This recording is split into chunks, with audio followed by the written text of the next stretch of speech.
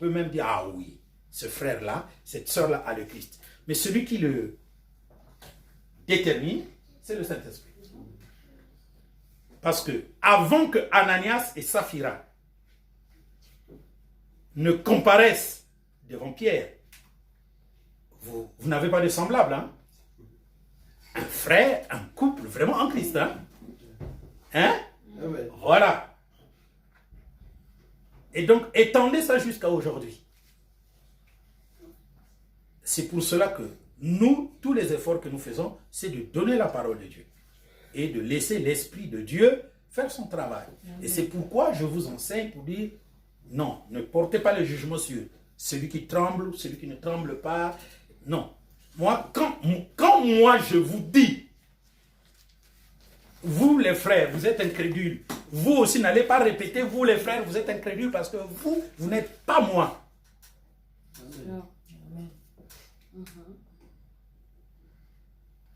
Et moi, en le disant, je ne peux pas ne pas le dire parce que je suis prédicateur.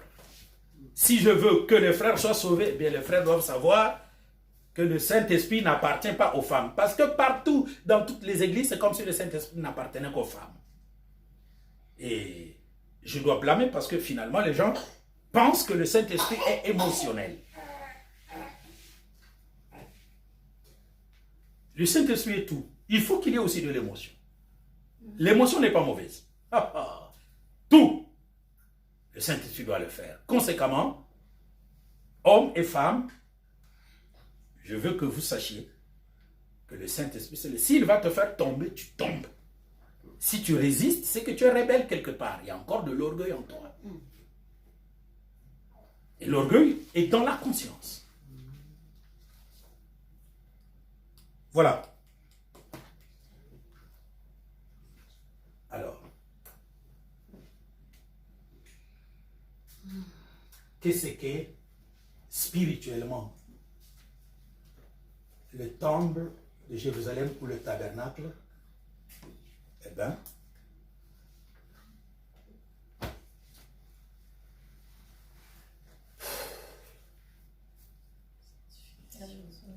je suis curieux que vous ne trouviez pas ça.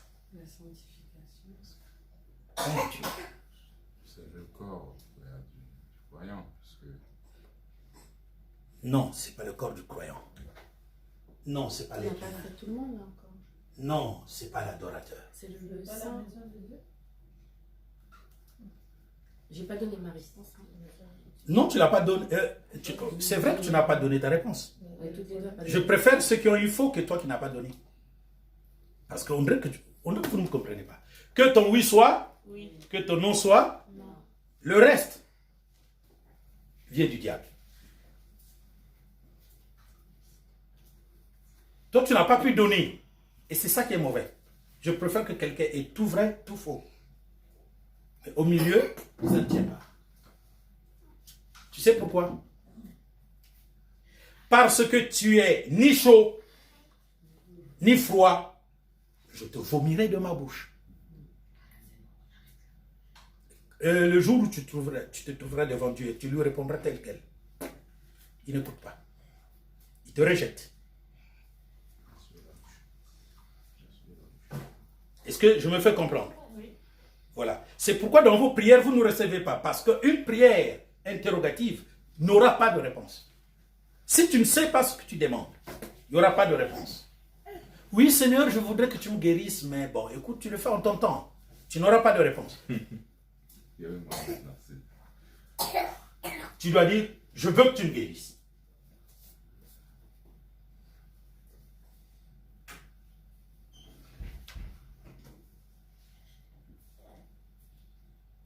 Tu ne vas pas dire, je veux que tu me guérisses par les médicaments. Là aussi, il n'agira pas. Si tu veux qu'il te guérisse par les médicaments, alors prends les médicaments. Ne fais même pas la prière. Seigneur, bénis les médicaments que je suis en train de prendre. Là, c'est bien. Hein? Là, c'est bien. Non, c'est pas bien. Si tu crois que Dieu va te guérir par les médicaments, prends les médicaments. C'est ce que j'ai dit, n'est-ce pas? Oui. Mais ne dis pas, Seigneur, guéris-moi par les médicaments.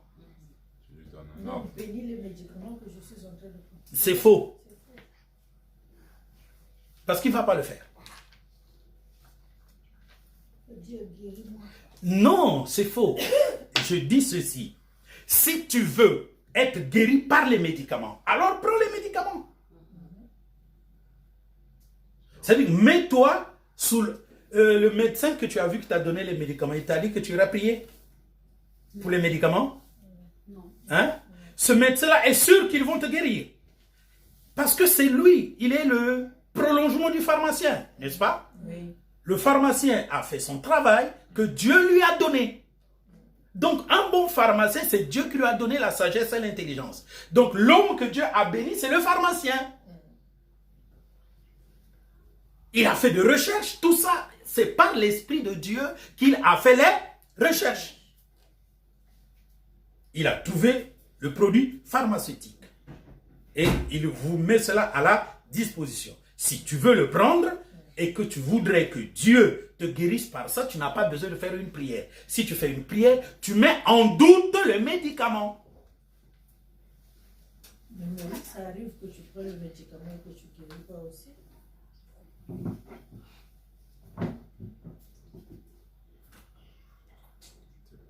Tu sais pourquoi les gens prennent les médicaments et ne guérissent pas? Mais parce qu'ils ne sont pas sûrs. C'est ce que je suis en train de te dire.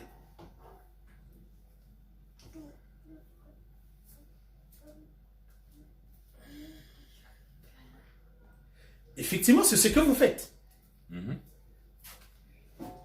Moi, j'ai fait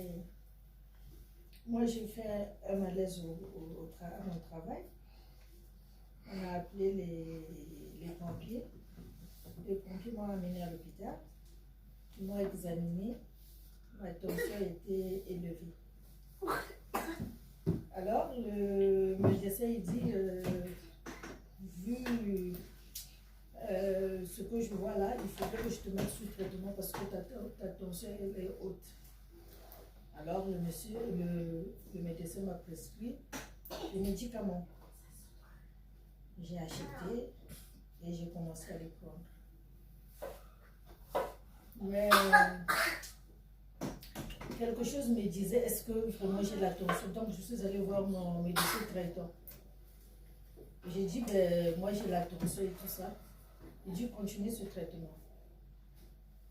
Donc, j'ai continué le traitement, mais je l'ai arrêté. Je ne l'ai pas continué. Après, par le touchement d'un collègue, il m'a dit, moi j'ai un médecin à Trappes, est-ce que tu peux aller le voir? J'ai dit oui. C'est un Africain.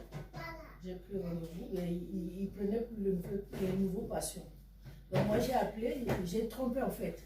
J'ai dit, la secrétaire m'a posé la question, est-ce que vous avez déjà vu le médecin? J'ai dit oui, alors que je ne l'avais jamais vu. Donc je suis arrivée, j'ai forcé la porte et je suis rentrée. Et comment ça vous êtes atterri ici? J'ai dit, ben, j'étais ici une fois avec un frère et tout, je l'ai jonglé comme ça et il m'a reçu. J'ai dit, moi j'ai fait l'attention, on m'a donné un traitement là, mais je ne l'ai pas continué. Donc je ne sais pas si vraiment j'ai l'attention. C'est là où il m'a prescrit, il a dit, bon, on va faire des examens poussés. Il m'a prescrit un appareil. Ça s'appelle, je ne sais pas si j'ai oublié le nom, donc on m'a mis cet appareil-là. Je l'ai gardé toute la journée, je crois. Le lendemain, il fallait le remettre à l'hôpital. En fait, le cardiologue dit, je n'ai pas la tension. Donc, heureusement que j'avais arrêté le traitement, sinon, mon organisme allait s'habituer avec le médicament de la tension et aujourd'hui, je serais tensionnaire peut-être.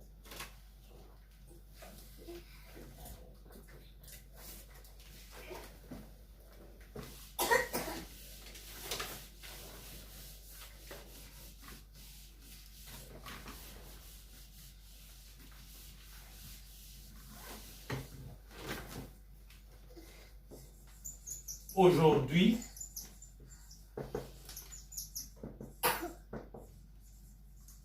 je serai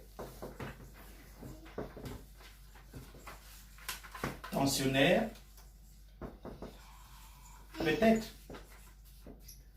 Voilà. excusez-moi, c'est ça l'homme noir, c'est ça l'Africain. C'est ce que je suis en train de vous dire là.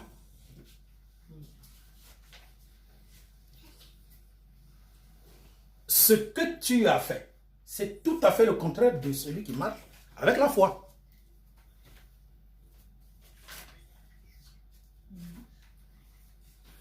En fait,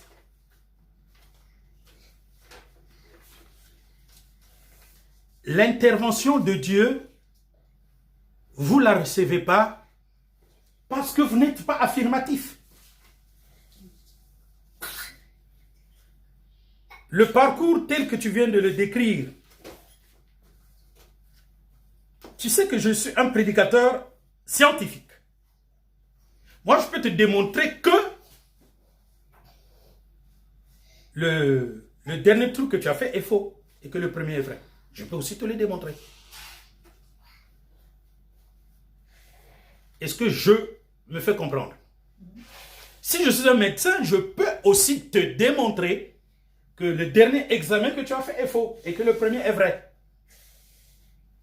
Mais le premier, je n'avais pas fait d'examen. C'est juste... Mais qu'est-ce qu'on appelle un examen? On t'a pris la tension. C'est ça le problème que j'ai avec vous. Elle n'est pas l'examen poussé. Moi, j'utilise des termes, vous les comprenez autrement. Alors que le dimanche passé, c'est parce que tu n'étais pas là, mais si tu as suivi, vous devez être à mon niveau. Même s'il a seulement touché là. Hein? On appelle ça un examen. Quand il a dit on va faire un examen poussé, c'est un terme médical. Un examen poussé n'existe pas. Mais parce que dans 2 ou 3 matins, un autre médecin va encore trouver plus poussé que celui que tu as fait, qui était poussé par rapport, n'est-ce pas, au premier examen. Donc, si vous comprenez très bien, ici, c'est un peu poussé, plus poussé, il y a mieux. Et chaque jour que les scientifiques ne font que découvrir, ils ne font que élever le niveau de découverte. Est-ce que vous comprenez? C'est vrai. Ça, c'est chez l'homme. C'est ce qu'on appelle la science. C'est ce que Dieu veut que nous puissions avoir. Or, lui, Dieu, c'est le top. Il est déjà au plus haut Donc, niveau. ce que nous cherchons à atteindre, lui, il est au top. Il guérit. Point. Et donc, je vais raccourcir. Tu sais comment tu es, non? Indécise. C'est-à-dire que quelqu'un qui ne prend jamais une décision. Même pour prendre une décision, il faut... Et c'est ça le parcours. Tu peux faire l'attention au moment, à un jour J. Demain, la tension se rabaisse. Parce que la tension, peut-être qu'elle a dépendu de quelque chose que tu avais aujourd'hui seulement. Et demain, ça va se rabaisser. Et donc, le temps qui passe, moi je vais te dire quelque chose. Je ne suis pas votre exemple. Votre exemple doit être le Christ. Amen. Tu m'as vu prendre mon médicament ce matin, non? Tu m'as vu faire la prière? Parce que ce médicament m'a été prescrit par un. Il a dit c'est à vie. Et je n'ai même pas réfléchi là-dessus, frère. Je n'applique même pas ma réflexion là-dessus. Mais tu ne me verras jamais prendre ce médicament et dire Seigneur, passe par ces médicaments pour me guérir. Non. Et ça, c'est ce que je vous enseigne. Il n'y a que 2 choses. Ou moi, je sais que les médicaments là sont utiles pour moi, alors je les prends. J'ai confiance. N'est-ce pas? Ou je sais que ce n'est pas utile, alors je ne vais pas les prendre. Alors, quand je décide de ne pas les prendre, je vais dire, Seigneur, guéris-moi ma tension. Et quand je dis, Seigneur, guéris-moi, je ne vais pas aussi à l'hôpital. D'accord? Parce que si je crois en Dieu, que Dieu peut me guérir, je ne peux pas être clopant vers Dieu, clopant vers la médecine. Parce que toutes les deux procédures, c'est Dieu qui est au final.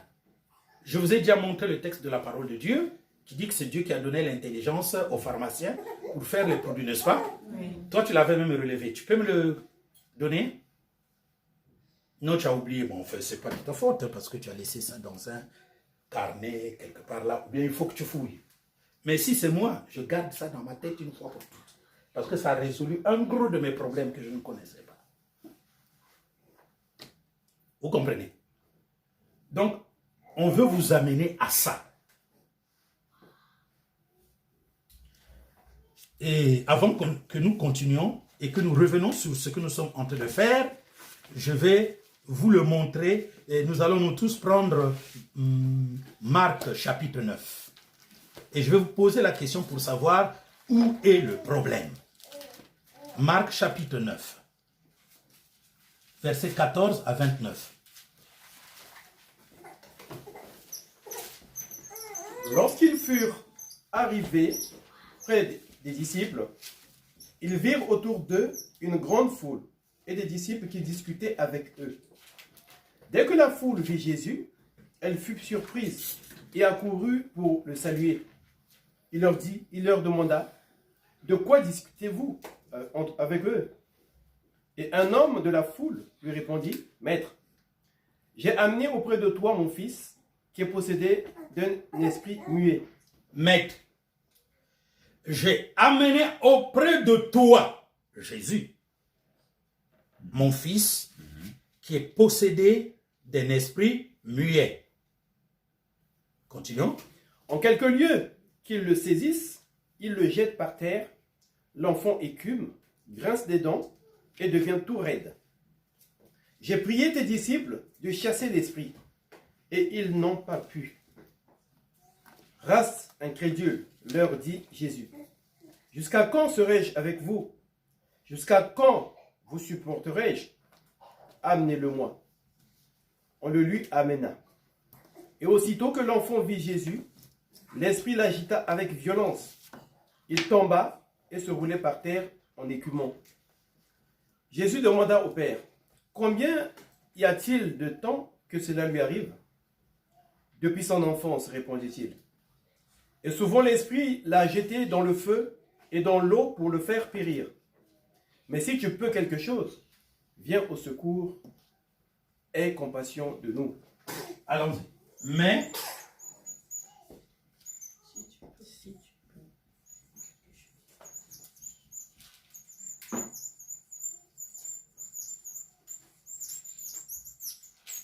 peux. si tu peux quelque chose, Viens au secours.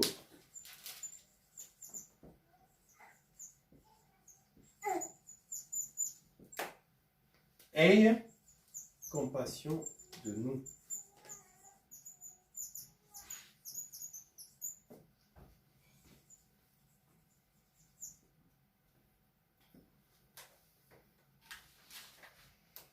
Continuons.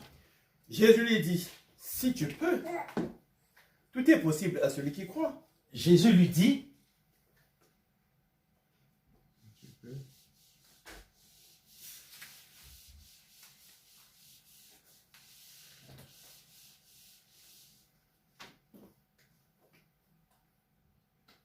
Jésus, hein?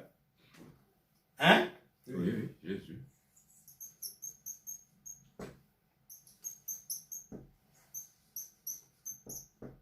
Jésus lui dit, deux points. Qu'est-ce qu'a dit Jésus? Si tu peux. Donc c'est une question. Non, point d'exclamation. Exclamation. Le C'est tu. si avec un... Si tu peux. Bon, Quel est le point qu'il y a là? point d'exclamation. Et trois petits points. Étonnement de Jésus. Point Si tu d'exclamation. peux. Exclamation. N'est-ce Et pas? trois petits Oui, et points. trois petits points. Et puis point de suspension. Trois points de suspension. Point de suspension. C'est ça. C'est pas trois points de suspension. Point de suspension. Ok. Amen. C'est nous qui appelons ça trois points de suspension. C'est ça. Mais c'est un point de suspension. Un point qui se suspend, qui va, qui continue, qui continue. Chaque chose qui continue à l'infini, on met trois. C'est nous qui avons établi la règle. D'accord? Et les êtres vivants disaient, Saint, Saint, Saint est le Seigneur. Alors les prières des pasteurs, Père 3 fois Saint. Où est-ce que c'est écrit Père 3 fois Saint? Les êtres vivants disent nuit et jour. Saint, Saint, Saint est le Seigneur. Ils ne disent pas Saint, Saint, Saint est le Seigneur, la terre est remplie de ta gloire. Saint, non. Ils disent éternellement Saint, Saint, Saint, Saint, Saint, Saint, Saint, Saint est le Seigneur, est le Seigneur, est le Seigneur, est le Seigneur. La terre est remplie de ta gloire. Donc, ils disent ça interminablement. Donc, vous entendez Saint. Alors, Saint est le Seigneur, Saint, la terre est remplie de ta gloire, Saint.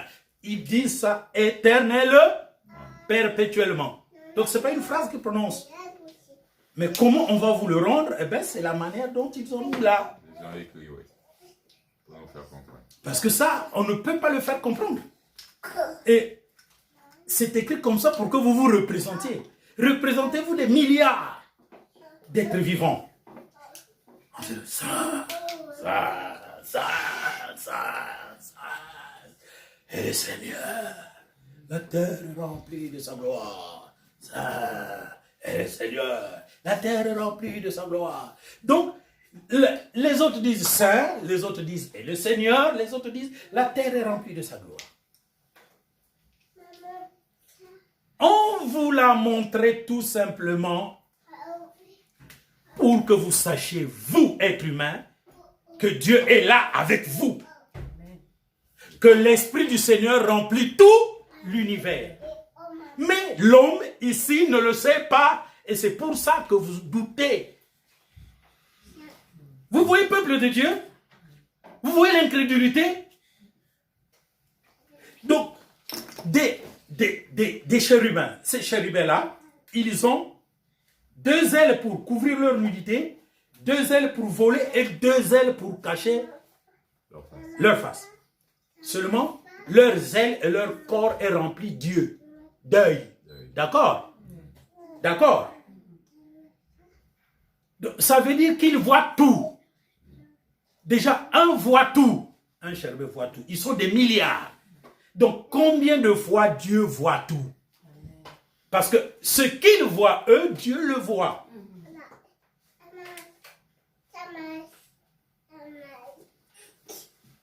On a du mal à vous enseigner la foi.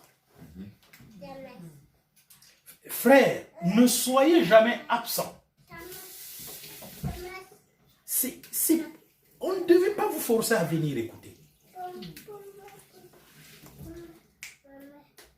Parce que chaque jour est un enseignement qui te rapprochera de Dieu. Vous devez recevoir les enseignements pour les expérimenter.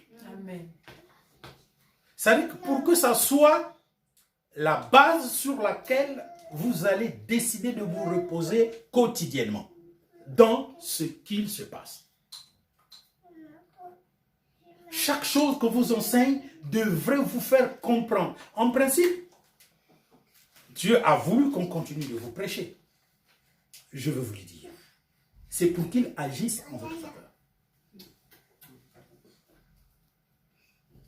Sinon, avec la clôture de la Bible, il pouvait arrêter.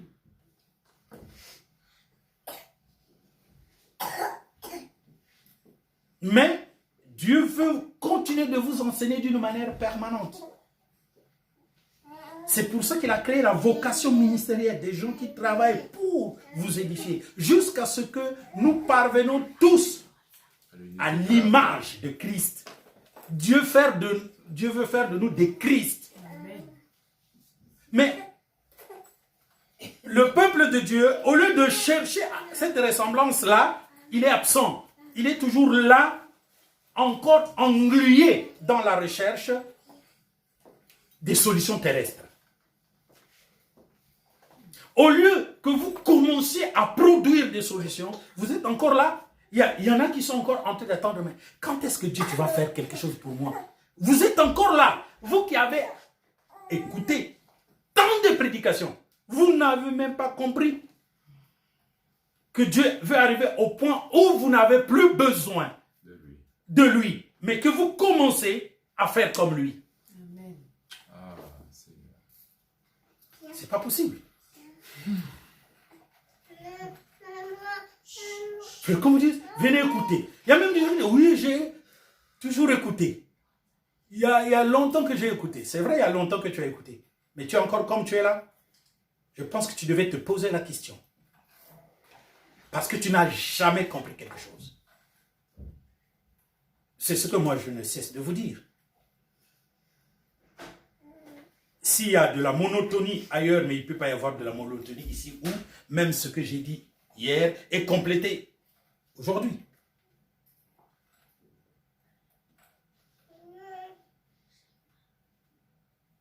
Il y a même des gens qui courent derrière. Est-ce que Dieu vraiment, il connaît mon problème? Mon Dieu. On te dit que Dieu connaît tout. Mais c'est que tu es incrédule. Il connaît tout. Parce qu'il remplit la terre. Tu es dans un milieu où le pauvre prédicateur va même plus dans la science. Vous savez ce que les scientifiques cherchent, frère? Ils veulent connaître c'est quoi la matière noire et c'est quoi l'énergie noire. Mais ils ont commencé à chercher ça depuis. Parce que c'est la même chose qu'ils cherchent.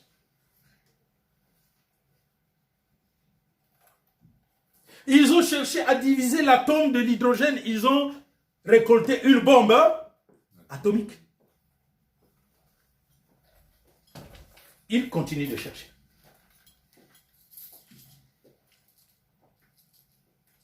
Frère, essaie de réfléchir. Parce que, après l'atome,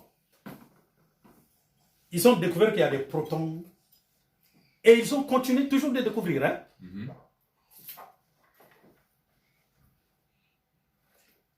Ils veulent connaître c'est quoi la matière noire et c'est quoi l'énergie noire. Ils n'auront qu'une seule réponse. Quand ils ont divisé l'atome de l'hydrogène, ils ont produit quoi? La bombe atomique.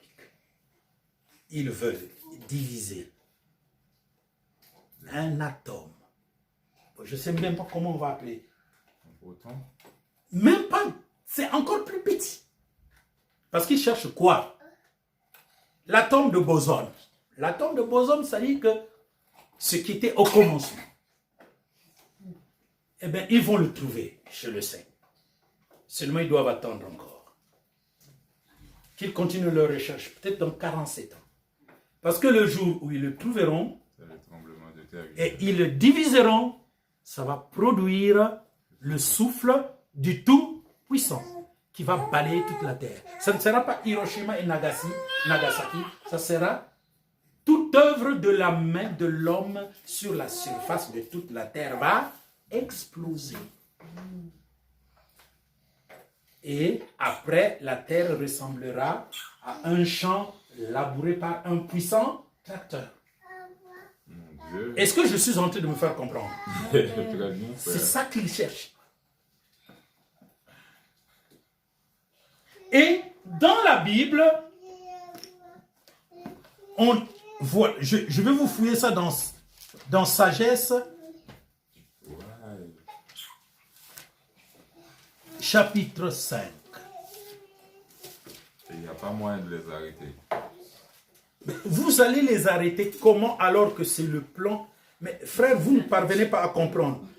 Tout est un plan. Donc même Hiroshima, Nagasaki, Dieu avait prévu ça. D'accord. Personne ne peut les arrêter. Il faut même les encourager. Parce qu'il faut qu'ils continuent de chercher c'est quoi la matière noire. Et c'est quoi l'énergie noire. La matière noire, c'est le Saint-Esprit. L'énergie noire, c'est la puissance du Saint-Esprit. C'est-à-dire qu'ils veulent domestiquer le Saint-Esprit. Et la puissance du... Voilà. Ce qu'on ne peut trouver que par l'action de Dieu au travers des noms, ils veulent le trouver. Eh bien, ils vont le trouver. Et ça produira ceci. Sagesse.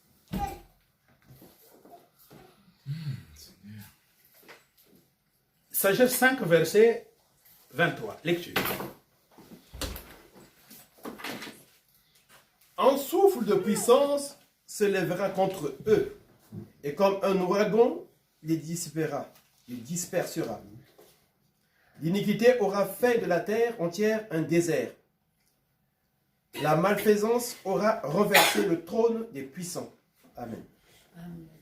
Vous avez entendu? Qu'est-ce qui produira ça? Vous voyez comment Dieu est profond. Amen. Il appelait ça l'iniquité. Action mauvaise en soi, que cela soit expressément interdit ou non dans la Bible. Donc il trouve que c'est bon de continuer de chercher c'est quoi. On doit domestiquer la matière noire, on doit domestiquer l'énergie noire. Continuez. Un jour, le Seigneur vous donnera un petit bout que vous allez domestiquer. Domestiquer veut dire dompter. Ça va le dépasser. Dieu nous a dit de dominer sur les oiseaux, les animaux, mais il ne nous a pas dit de dominer sur la matière. C'est vrai. Et ils vont chercher à le renforcer. Pouf! Ça va éclater. Et donc les maisons vont tomber. Et c'est en ce moment qu'aura lieu le tremblement de terre. Universel. Universel. Donc, ce mouvement-là va... Tu n'as pas trouvé Yves. C'est à moi qu'il faut demander, ma soeur.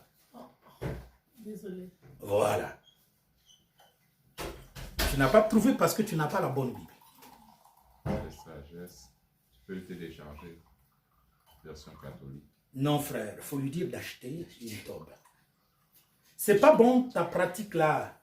Votre pratique d'utiliser l'Internet n'est pas une bonne pratique. Ouais. Utilisez le livre.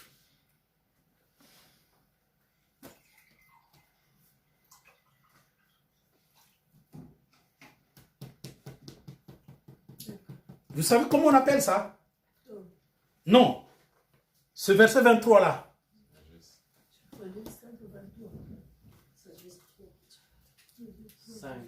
Sagesse. Sagesse, chapitre 5, verset 23.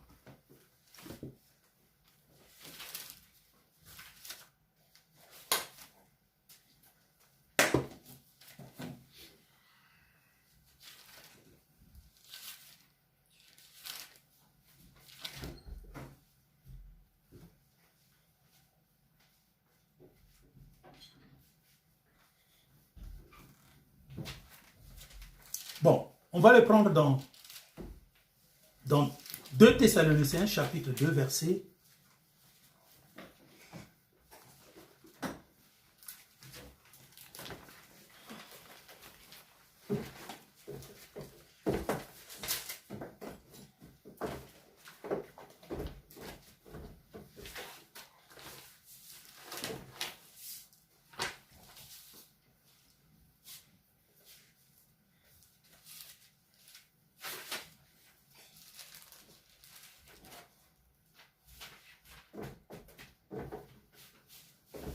8. 2 Thessaloniciens, chapitre 2, verset 8. Et alors paraîtra l'impie que le Seigneur Jésus détruira par le souffle de sa bouche et qu'il écrasera par l'éclat de son avènement. Amen. C'est ça qu'on appelle l'éclat de son avènement. Ce qui est décrit dans Sagesse, chapitre 5, verset 23, est expliqué dans 2 Thessaloniciens, chapitre 2, verset 8.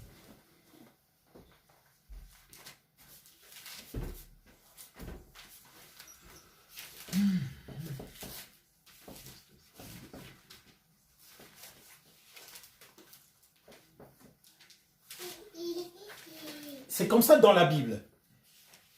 Et c'est ça qui fait souffrir les prédicateurs modernes. Quand ils m'écoutent, ils pensent que... Non, donc, le diable, un, ils sont jaloux, et deux, ils disent, mais ça c'est un théologien. Je n'ai pas fait de théologie.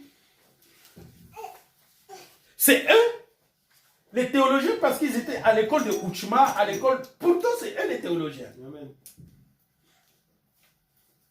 L'école de Joyce Meyer, l'école biblique de Ouchma, c'est eux qui sont des théologiens. L'école théologique des catholiques, des protestants, c'est eux les théologiens. Mais maintenant, ils ont plus qu'un théologien. Alors il dit, lui c'est le théologien. Et vous, vous êtes qui? C'est vous qui êtes partis dans des écoles. Moi, je ne suis parti dans aucune école.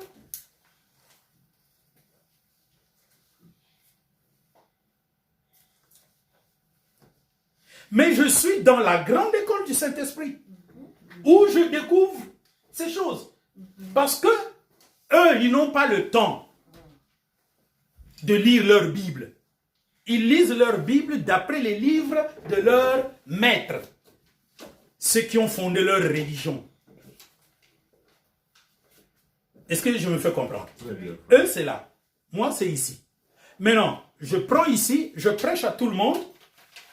Ils disent, non, nous, on n'a pas besoin que quelqu'un d'autre nous prêche la Bible, parce que la Bible parle d'elle-même. Mais toi qui t'as appris que la Bible parle d'elle-même, c'est quelqu'un qui l'a écrit dans ton église où tu es. Et donc, tu apparais devant moi pour dire, non, la Bible parle d'elle. Mais depuis quand la Bible a parlé elle-même? La Bible a une bouche? Non. Il y a de quoi? La Bible n'a pas de bouche. On fait parler la Bible. Et, curieusement, vous voyez comment ils sont menteurs? Il est dans une école biblique. Donc, dans l'école biblique, il n'y a pas de prophète. Parce que dans l'école biblique, dans les écoles bibliques, on n'aime pas les prophètes. C'est le professeur. Mais c'est curieux ce que sont devenus les gens. Mais c'est quoi un professeur? C'est quoi un professeur? Un enseignant. Mais quelle est la différence entre un professeur et un prophète? Je vais vous dire la différence. Le professeur a appris auprès des hommes. Un vrai prophète a appris auprès de l'homme. Un vrai prophète? Oui, il a appris auprès de l'homme. Voilà. Ok. Donc, moi, apprenant auprès de l'homme, je sais que Sagesse 5, 23 est égal à 2 Thessaloniciens. Donc, c'est comme ça que j'explique. Quand j'explique ça, je vous explique tout simplement ici. Si vous me posez la question sur là, moi, je vous explique ici. Donc, si vous êtes lecteur comme moi, vous allez comprendre comment je joue. En fait, vous me posez une question sur un texte du Nouveau Testament, je m'en vais prendre l'explication dans l'Ancien. Vous me posez une question dans l'Ancien, je m'en vais prendre l'explication dans le Nouveau. En fait, les questions qui sont dans l'ancien, ils sont... Mais écoute, tu ne vois pas ce que je viens de faire. Si, je C'est vois, un parce que miroir. moi, j'avais lu aussi ce que vous avez dit sur les femmes qui ne doivent pas enseigner la parole de Dieu. J'avais lu ça. Oui. Mais je me demandais, mais dans le Nouveau Testament, c'est dit où? Voilà.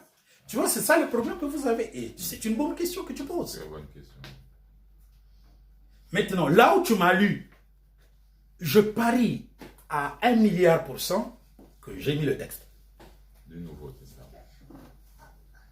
Parce que si tu m'as vu citer l'ancien, donc je t'ai expliqué le nouveau. Mais toi, tu n'as pas fait attention, tu cherchais le texte. Parfois, je ne cite pas le texte, mais j'explique. Et donc, je fonde sur l'ancien.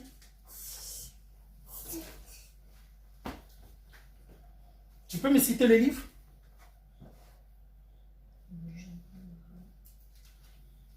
Je vais t'éclaircir. C'est très simple. Tu vois? On va revenir. Parce que c'est avant-hier aussi que j'ai lu dans Deutéronome, là où on dit les hommes ne doivent pas porter les vêtements de femmes, les femmes ne doivent pas porter les vêtements d'hommes. C'est seulement avant-hier que je l'ai lu aussi. Oui, Deutéronome 22,5. C'est seulement avant-hier. Je me suis posé la question, est-ce que c'est écrit aussi au Nouveau Testament? Hein? Là aussi, je me suis... Deutéronome, c'est l'ancien, non? Oui, Deutéronome, c'est l'ancien, oui. Là aussi, je me suis posé la question, est-ce que ça aussi, c'est expliqué dans le Nouveau Testament? Que l'homme ne portera pas les vêtements de femme, que la femme ne portera pas les vêtements d'homme. Oui. Oui, c'est écrit dans le Nouveau Testament. J'aimerais bien savoir. Mais prends tout simplement 1 Timothée 2, verset 9. Mais ce n'est pas avec les mêmes mots. Non, lis-moi 1 Timothée chapitre 2, verset 9. Regarde, elle me fouille la Bible. Prends ça dans...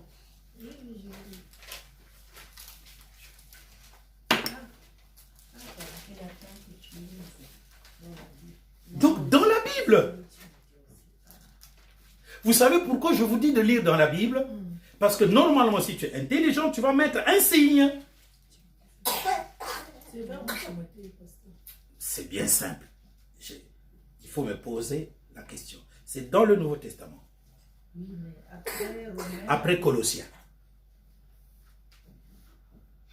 Ah oui. 1 Timothée, vous avez dit? Oui. 1 Timothée?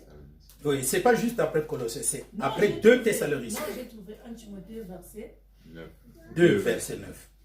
C'est après 2 Thessaloniciens, n'est-ce pas? 1 Timothée 2, verset 9. Je te pose la question, c'est après 2 Thessaloniciens, n'est-ce pas? Oui. Voilà, maintenant garde ça dans la tête. Donc, je veux aussi que les femmes vêtues d'une manière décente, avec pudeur et modestie, ne se parent ni de tresses, ni d'or, ni de perles, ni d'habits somptueux, mais qu'elles se parent de bonnes œuvres, Voilà, comme il convient à des femmes qui font profession de servir Dieu. voilà. C'est le texte. Il n'y en a pas d'autres. Enfin, il y a d'autres qui sont semblables. Oui, tu l'avais vu. Donc, une femme doit bien s'habiller.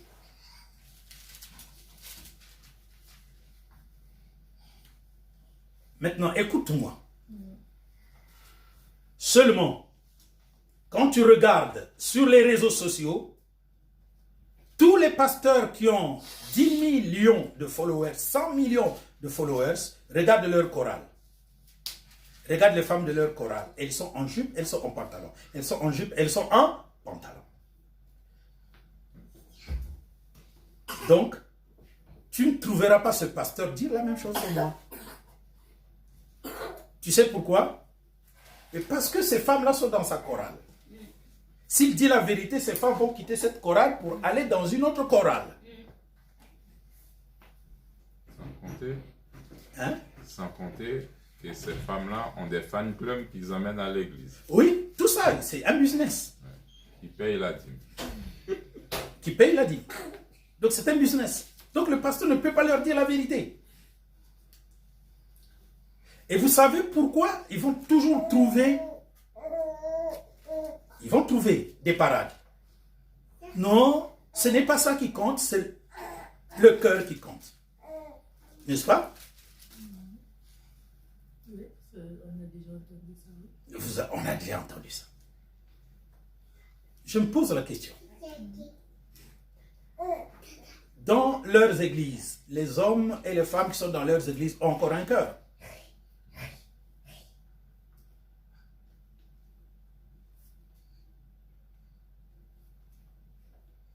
Dans le Nouveau Testament, depuis que le Saint-Esprit est arrivé le jour de la Pentecôte à Jérusalem, il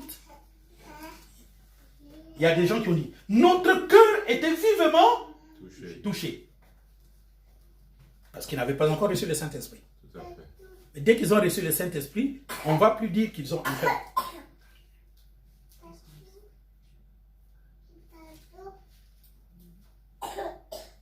Ça, c'est trop profond, frère. Wow. C'est trop profond. Mais comment on va appeler ça profond? C'est parce qu'on ne lit pas la Bible.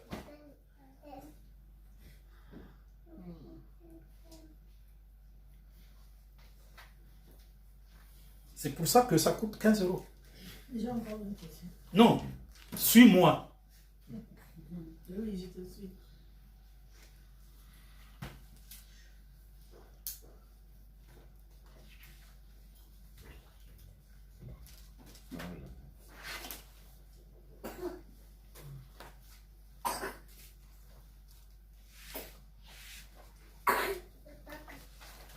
Pour le Seigneur, je suis là. D'accord? Il n'y a pas de page. Hein. Il n'y a pas de page. Tu peux paginer. Si c'est pour toi, tu peux maintenant paginer. C'est-à-dire que tu mets 1, 2, 3. Comme ça va m'aider. Et je vous montre. Vous regardez la page. Vous pouvez ajouter. Là. Vous fixez le dessin là. Et puis là.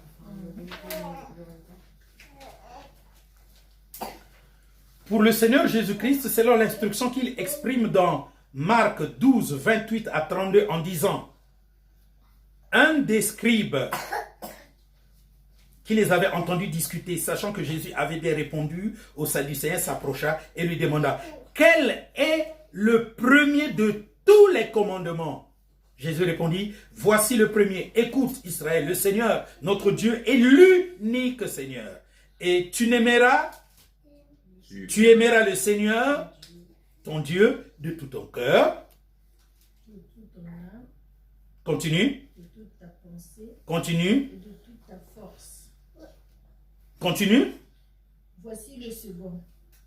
Tu aimeras ton prochain comme toi-même. Il n'y a pas d'autre commandement plus grand que ceux-là. Bien. Continue. L'être humain est composé de 4 entités. Le cœur, c'est-à-dire de tout ton cœur. L'âme, c'est-à-dire de toute ton âme. L'esprit, c'est-à-dire de toute ta pensée. Le corps, c'est-à-dire de toute ta force. Mais Paul lui expose que l'être humain est composé dans le temps et l'espace de 3 entités que sont, selon 1 Thessaloniciens 5, verset 23. Le corps, l'âme, l'esprit. Tourne la page.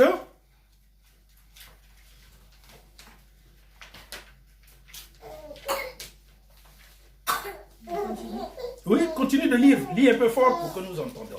Où est parti le corps, où est parti le cœur dans la parole de la nouvelle alliance du Saint-Esprit? Où est parti le cœur dans l'enseignement du Saint-Esprit par Paul? Il n'est plus. Parce qu'il y a eu la génération où la nouvelle... La régénération. Parce qu'il y a eu la régénération ou la nouvelle naissance de l'homme charnel de l'Ancien Testament, composé de 4 entités, selon le Seigneur. Car le corps de lui-même, que le Seigneur connaît, selon Jérémie 17, verset 9, est dissous dans l'âme rachetée. Le Saint-Esprit, en venant dans la vie d'un enfant de Dieu, dissout le cœur dans l'âme sauvée. C'est ainsi que vous remarquerez que dans le Nouveau Testament, la Bible parle d'un cœur. Pour ceux qui doivent être sauvés ou pour ceux qui doivent véritablement travailler pour demeurer en Christ. Car ils n'y sont pas encore. Ou pour les impies demeurant parfois dans l'Église. C'est ce qui apparaît dans Actes 2, verset 37, Actes 4, verset 32, Actes 8, verset 37, Romains 1, verset 21, Romains 2, verset 5, Romains 10, verset 9, Hébreux 3, verset 12 et autres. En prenant les Éphésiens 3, verset 17, cette parole invite les enfants de Dieu en leur disant que le Christ habite dans leur cœur. C'est qu'il n'y était pas encore. En 2 Thessaloniciens 5, verset 3, il leur est annoncé la possibilité de l'expérience sur laquelle le Seigneur dirige leur cœur. C'est qu'ils ne le faisaient pas encore. En Hébreux 10, verset 22, il est fait état d'un cœur qui vient d'être converti en étant purifié d'une mauvaise conscience. En Hébreux 13, verset 9, le cœur qui est invité d'être affermi par la grâce est invité à se repentir et à naître de nouveau. En 1 Jean, verset 3, 20, le cœur qui se condamne est un cœur qui croyait être en Christ. mais qui n'y est pas encore. Quiconque expérimente la régénération, son cœur n'a plus d'activité du tout, car il a cru en Jésus et le Saint-Esprit fond son cœur dans l'âme et se met en action, en réalisant ce que le cœur faisait dans le cœur de l'irrégénéré. Le Saint-Esprit sert son temple du Saint-Esprit, le croyant en Christ. Le corps qui était, en quelque sorte, le garçon de course, faisant l'intermédiaire entre 1. Le corps, 2. L'âme, 3. L'esprit, est fondu dans l'âme qui a été pardonnée. Car, avant le salut de quelqu'un, le cœur est le lien entre le corps, l'âme et l'esprit. Si le corps veut parler à l'âme, c'est le corps qui prend ce qui dit le corps et l'annonce à l'âme, et vice-versa. Il fait cela entre toutes les entités, mais lorsque le Saint-Esprit vient dans la vie d'un régénéré, c'est lui qui le fait désormais, à partir de l'esprit du croyant. Romains 8, verset 16. Car l'Esprit du Seigneur sera serviteur comme l'aura été le Seigneur, qui a enseigné qu'il était le maître qui était venu servir. Quiconque le comprend ne peut le faire que par la régénération. Oh, merci Amen. Seigneur. Merci Seigneur. Tu comprends? Ah ouais. Ah ouais, là, il faut aller lire le livre. Il faut lire le livre. Il faut le terminer cette semaine.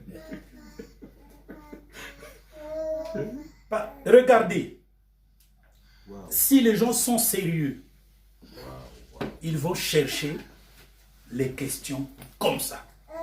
Pourquoi Jésus dit aimez le Seigneur de tout votre cœur, de toute votre âme, de tout votre esprit et de toute votre... Mais Paul lui dit votre être tout entier, esprit, âme et corps. Il y a quelque chose qui ne va pas. Jésus parle de 4, Paul parle de 3. Si tu n'as pas l'esprit, tu vois déjà la contradiction. C'est comme ça que les gens n'aiment plus. Oh, mais on ne comprend. Vous ne comprenez pas parce que vous n'avez pas l'esprit de comparaison, de discernement. Il ne faut pas trouver la faute. Il faut trouver pourquoi c'est écrit ainsi. Amen. Or, pour en arriver là, il faut que tu prennes maintenant tout le Nouveau Testament pour le relire avec l'idée de chercher. Partout on a parlé de corps, pourquoi? Partout on a parlé de cœur, pourquoi? Et maintenant vous allez comprendre que là quand tu dis j'ai froid, si tu es rempli du Saint-Esprit, c'est le Saint-Esprit qui vient de le dire. Mais si tu n'es pas rempli du Saint-Esprit, c'est le cœur qui l'a dit. Parce que le cœur veut dire, le cerveau veut dire à l'âme et à l'esprit, à la fraîcheur. Donc il fait l'intermédiaire. Voilà pourquoi on dit le cœur de l'homme est méchant et tortueux. Qui peut le connaître? Donc même l'être humain ne connaît pas son propre cœur parce qu'il est tortueux et méchant. Conséquemment, si tu n'es pas né de nouveau, ben tu es méchant. Mais je te dis tu es méchant, tu te fâches. Oui. Oui. Or que tu es méchant. C'est ainsi. C'est ainsi. C'est comme ça que Dieu a fait les choses. Ce n'est pas moi, je ne t'injurie pas, je te dis ce que tu es. Que même moi, je ne peux pas connaître tes pensées. Et c'est pourquoi c'est bizarre qu'il y ait des prophètes. Oh, toi, tu as mangé ça. Ah, mon Dieu. Franchement, ces gens-là, c'est pas le Saint-Esprit, hein? C'est le diable. Parce que le Saint-Esprit, qu'est-ce que ça va lui rapporter?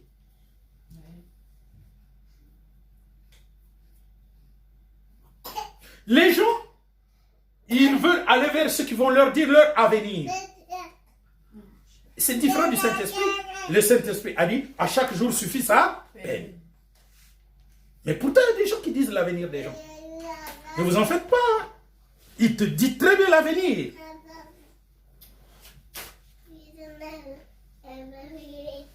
Et les choses arriveront. Pourquoi? Mais parce que ces choses-là sont écrites sur ta face. Tu es parti le voir, lui il a un ange mauvais qui lit ce qu'il y a sur toi, sur ton livre, sur ce qui est écrit de toi que le Seigneur va faire parce que c'est écrit dans un livre. Ah ouais. Mais oui, c'est écrit dans un livre. Donc, un ange, ben, il voit très bien qu'est-ce que tu feras demain, qu'est-ce que tu feras après-demain. Il le voit très bien parce qu'il le lit, c'est écrit. Seulement, ce qui est écrit, c'est la première courbe.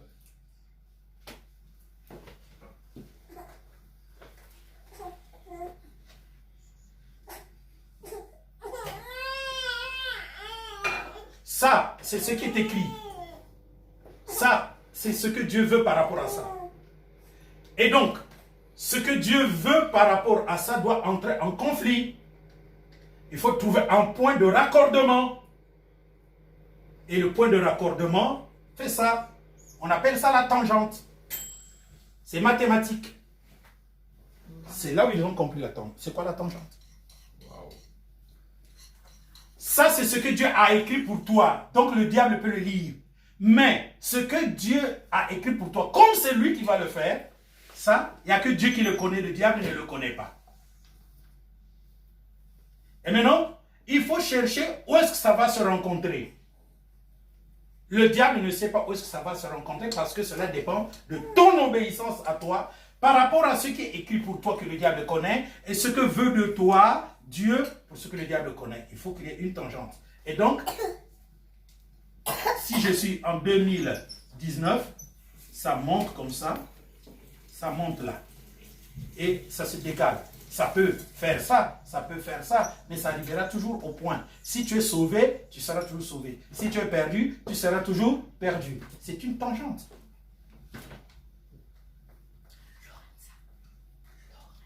Wow.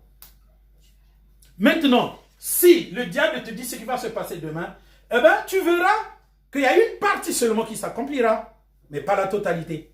Parce que ce que Dieu a tracé pour toi, lui-même le sait que ça dépend de ce que toi, tu éprouves comme obéissance à sa volonté. Ce qui change la trajectoire, ce n'est ni une trajectoire verticale, ni une trajectoire horizontale, mais c'est une tangente. Donc une ligne oblique qui sillonne entre les deux. Ça donne une courbe. C'est ça qui est ta vie. Or, cette vie-là, Dieu l'a dit là. Ah, tu devais faire ci, tu devais faire ça, tu devais faire ci, mais tu n'as pas obéi, ça a bousculé. Tu as obéi, ça c'est revenu. Voilà. Wow. Ça, c'était totalement écrit, le diable peut le savoir. Mais ça, il n'y a que Dieu qui le sait. Entre tout ce que Dieu sait et tout ce que le diable peut savoir, il y a toi-même aussi qui dépend. Tu dépends en sachant ce que veut Dieu parce que tu connais ça par la Bible, en sachant ce que toi-même tu ressens que tu dois faire. Et tu prends une décision, ça se bouscule. Ça ne va pas comme ça se bouscule. Ça fait une tangente. C'est pourquoi si tu veux traverser une mer, d'un point donné, tu es à un point A, tu veux aller à un point B, regardez ce que font les paquebots. Il ne va pas tout droit, parce qu'il va descendre. Donc il faut qu'il monte, après qu'il aille descendre. Parce qu'il tient compte du courant. C'est comme ça la vie. Oui, frère. Ce schéma est terrible parce que on a l'impression que la tangente qui monte tout droit là, c'est le modèle à suivre. Non, non, non. Le modèle, il est là. Ce que Dieu veut pour ça. Il ne peut pas y avoir un mot. Ça, c'est l'imbrication, l'effet entre ce que tu dois faire et ce que veut Dieu. Dieu a écrit ta vie. Oui. Il a écrit ta vie. Oui. Et cela a un sens pour lui. Maintenant, il te pose la question. Demain, tu veux faire quoi? C'est ce que tu vas prier aujourd'hui. Si tu ne vas pas prier, ben, c'est ce qui est fait demain qui va se réaliser. C'est ce qui est écrit. Or, si on a écrit que demain, tu seras écrasé, comme tu n'as pas prié aujourd'hui, tu vas mourir demain. Mais si chaque jour, tu te confies entre les mains du Seigneur, alors, le Seigneur change des tangentes. Vous avez ça dans le cas du roi, auprès de qui il envoie le prophète, n'est-ce pas? Ésaïe. C'est quel roi? Ézéchias. Ouais. Le prophète va et dit, donne tes ordres, tu vas mourir aujourd'hui. Le prophète se tourne et il repart. Il dit, ah Seigneur, regarde toutes les bonnes œuvres que j'ai faites pour ta maison. Le Seigneur dit, prophète, retourne. Il a changé son avis. Va lui dire que je lui ajoute 15 ans sur sa courbe de vie et il va guérir aussi de sa maladie. Il était écrit qu'il mourrait. Le prophète est venu l'annoncer. Lui, il s'est repenti. Et donc, il faut qu'on trouve un terrain d'entente. Le terrain d'entente, c'est la courbe qui l'amène quelque part. Dieu a écrit ta vie, mais comment tu vas y arriver? Tu n'arrives pas selon Dieu. Sinon, pourquoi il t'a envoyé? Oui, c'est la formation. Tu es un automate, tu dois faire ce qui est écrit. Il a écrit ta vie, c'est un témoin pour voir comment tu réagis par rapport à ce qui est écrit pour toi et par rapport à ce que lui, il veut que tu fasses. Parce que ce qu'il a écrit, si tu le fais selon Dieu, alors, il n'y aura pas de tangente. Tu vas continuer ta courbe. Mais personne n'a jamais fait ce que veut Dieu, n'est-ce pas? Vous le savez, c'est pour ça que la grâce est arrivée. Donc, forcément, il y a une tangente qui t'amène quelque part. C'est pourquoi, même pour les sauver, on dit, ne perdez pas votre premier amour. Sinon, je viendrai, j'enlève le chandelier de sa place.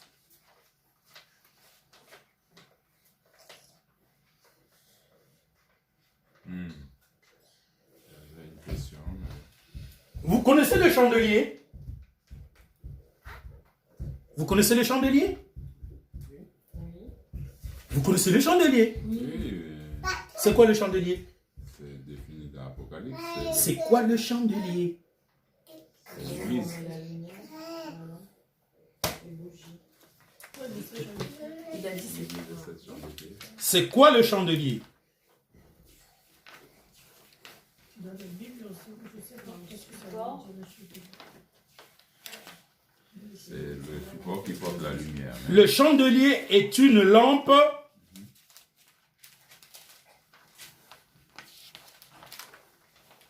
C'est ça le chandelier.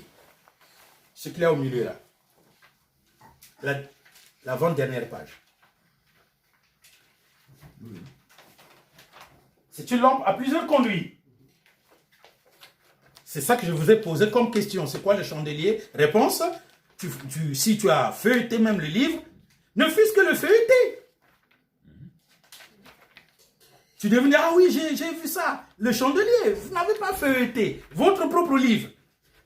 Oh, mes frères, franchement, mon exhortation que je vous ai faite la fois dernière n'a rien produit pour vous. Frère, vous travaillez pour moi, hein? Je fais du bon travail et ça ne vous booste pas, ça revient vers moi.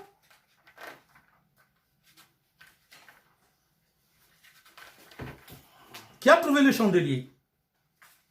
Il est là. Un bougeoir. C'est quoi? Un bougeoir. Un bougeoir.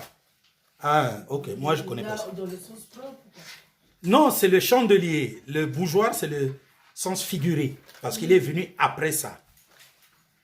N'est-ce pas? Parce que le mot là, c'est un mot moderne.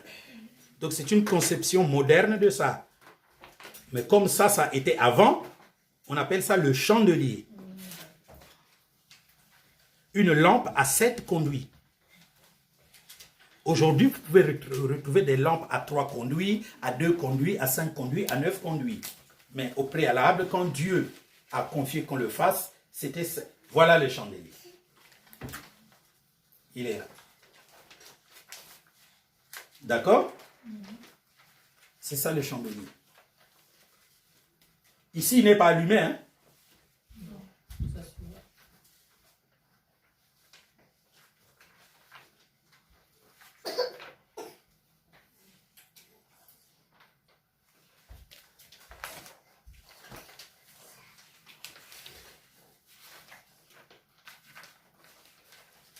Voici un chandelier allumé.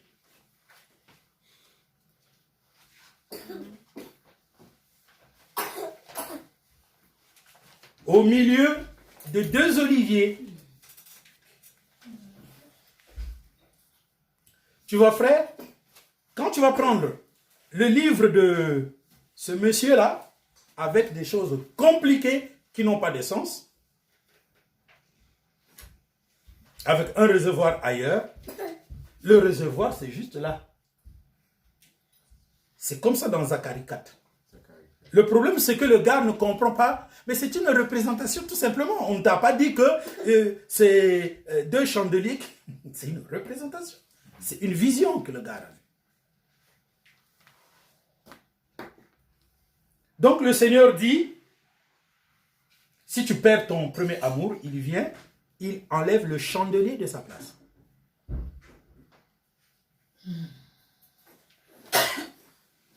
Dans Apocalypse 2, verset 5.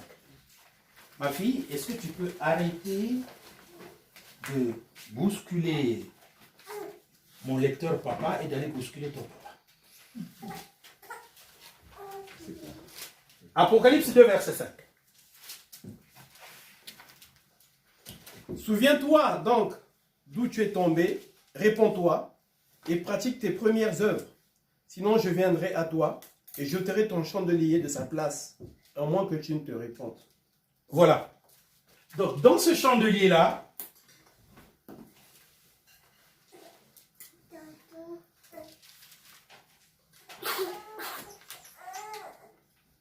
si on le ôte de sa place,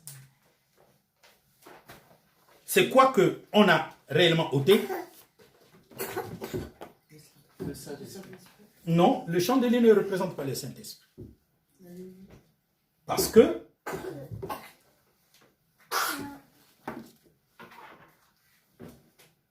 La lumière, non? ça, c'est le feu.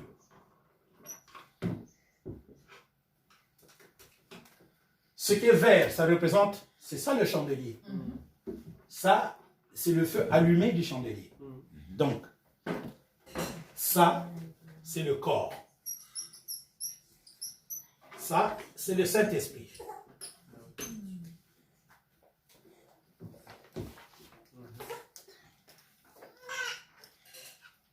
Si tu ne te répands pas, il enlève le corps à sa place. Donc, il t'avait prédestiné pour la miséricorde, eh bien, il te met du côté de la colère. Amen. C'est la mort spirituelle. C'est la mort spirituelle. Donc, ta prédestination est coupée. Tu viens de blasphémer contre l'Esprit de Dieu.